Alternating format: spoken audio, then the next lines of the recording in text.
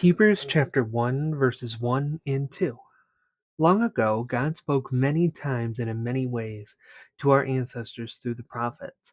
And now, in these final days, He has spoken to us through His Son.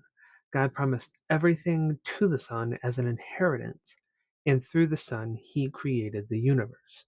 Hebrews chapter 1, verses 1 and 2.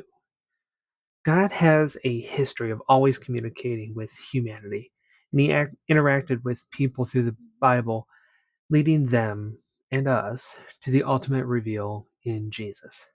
Now, how God communicates was diverse. For example, God spoke to Moses through a burning bush. He spoke to Joseph through his dreams. He spoke to Elijah through a gentle whisper.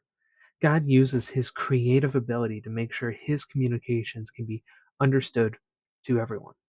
God spoke to the patriarchs and the ancestors of the Jewish people, an important thing for the original Hebrew audience to recognize, as it shows how faithful God has been to them.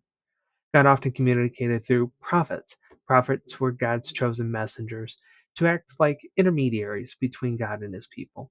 Prophets were important to guide, warn, and encourage their people. Now that comes with a catch, in my opinion. And we'll talk about that catch in today's Manna for the Mind, number 306, Learning How God Speaks. And I say there's a catch because I encourage the use of discernment when it comes to listening to I don't want to go quote unquote, but listening to today's prophets, to today's preachers and teachers of God's word.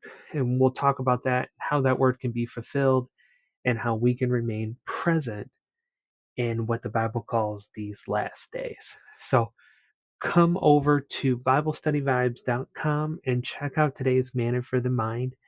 If you're on TikTok, use the link in my description or use the link in my bio. If you're on YouTube, check the link in the description below for it.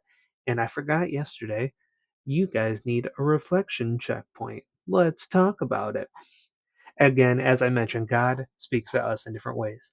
What is a unique way that God communicated to you? And how did you respond to that communication?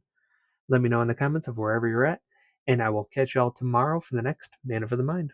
Until then, stay blessed.